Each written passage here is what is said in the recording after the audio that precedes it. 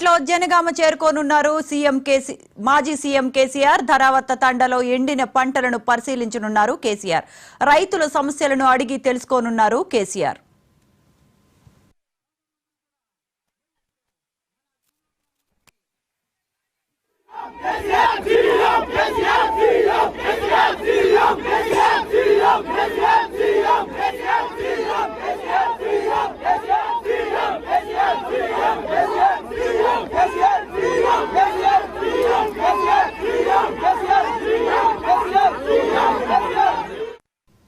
సాగునీరు అందక పంటలు ఎండిపోయి అకాల వర్షాలతో దెబ్బతిని అల్లాడుతున్న రైతాంగానికి ధైర్యాన్ని నూరుపోసేందుకు బీఆర్ఎస్ అధినేత కేసీఆర్ స్వయంగా రంగంలోకి దిగుతున్నారు.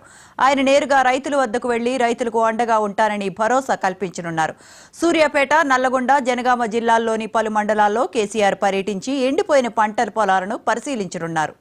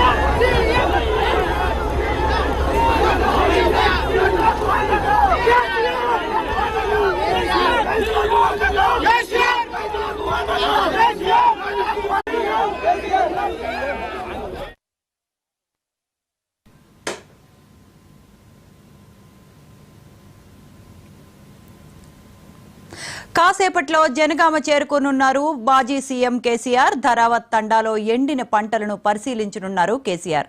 రైతుల సమస్యలను కూడా అడిగి తెలుసుకోనున్నారు కేసీఆర్. అయితే ఇదే అంశానికి సంబంధించిన ఫుల్ అప్డేట్స్ మా కరెస్పాండెంట్ సుధాకర్ లైవ్ లో అందిస్తారు. సుధాకర్,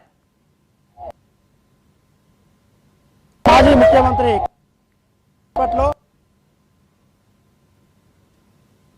ధరావత్ తండా ఆయన ఇవాళ పొలంబాట కార్యక్రమాన్ని చేపట్టి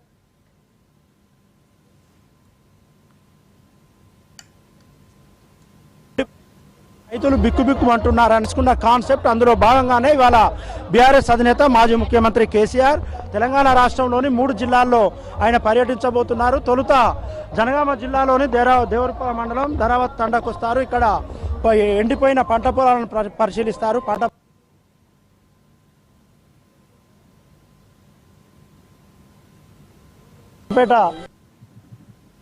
అక్కడ కూడా పంట పొలాలను కేసీఆర్ పరిశీలిస్తారు. అటు నుండి నేరుగా మళ్ళీ నల్గొండ జిల్లాకు వెళ్తారు. నల్గొండ జిల్లాకు వెళ్లి నల్గొండ జిల్లాలో కూడా ఎండిపోయిన పంటలను కేసీఆర్ పరిశీలిస్తారు. చాలా రోజుల తర్వాత తెలంగాణ రాష్ట్రంలో జరిగిన ఎన్నికల అనంతరం కేసీఆర్ పొలంబాట కార్యక్రమాన్ని చేపట్టారు. ఆయన నేరుగా రైతులతో ఇంటరాక్ట్ కాబోతున్నారు.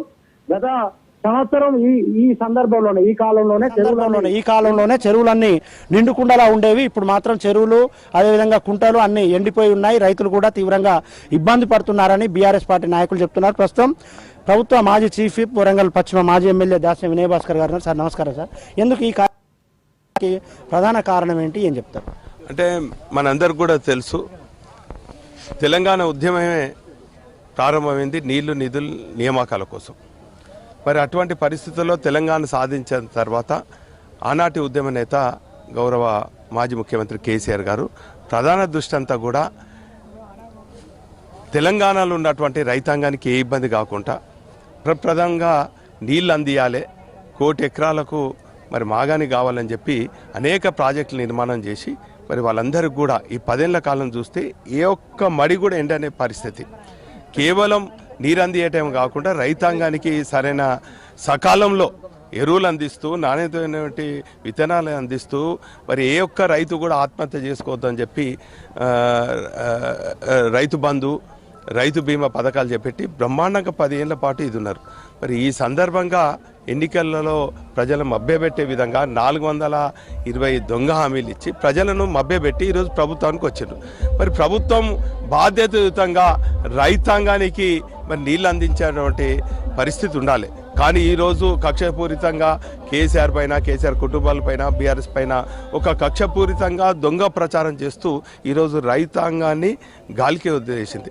ఇది ప్రకృతి సృష్టించేటటువంటి కరువు కాదంటే కేవలం కాంగ్రెస్ కరువు కాబట్టి ఈరోజు ఇవన్నీ కూడా ఎండుతున్నాయి. ఇక్కడ మా పాపం రైతు ఏం పేరు అమ్మాయి తారమ్మ ఈ 5 ఎకరాలల్లా 6 బోర్లు తవ్వించిందండి. నీళ్లు పడతలు. ఇంతకుముందు ఈ పరిస్థితి ఉందండి. మళ్ళా సమైక్య రాష్ట్రంలో రైతులు ఏ తీరుగా ఆత్మహత్య చేసుకున్నారో, రైతులు ఏ తీరుగా కష్టాలు పడ్డో ఆ పరిస్థితి వచ్చింది. అందుకే ఈరోజు కేసీఆర్ గారు మరి వీళ్ళందరూ కూడా ఈ రైతాంగానికి మనోధైర్యం ఇవ్వాలి, వీరికి అండగా ఉండాలని చెప్పి అప్పుడు తెలంగాణ సాధించిన ఉద్యమ నేతగా బంగారు తెలంగాణ నిర్మాణం కోసం చేసిరు. ఇప్పుడు బాధ్యతాయుతంగా ప్రజాస్వామ్యాన్ని గౌరవించే ఒక వ్యక్తిగా మరి ప్రతిపక్ష హోదాలో ఖచ్చితంగా ప్రజల పక్షాన ఉండి పోరాటం చేయాలని చెప్పి ఈరోజు పొలంబాట నిర్వహిస్తాం. కారమ్మ మీరు చెప్పండి, ఏంది గత ప్రభుత్వంలో ఈ సందర్భంలో వాటర్ ఉండేదా? ఇప్పుడు ఎందుకు లేవంటే ఏం చెప్తావు? ఇప్పుడే వాటర్ ముందు ఉన్నాయి.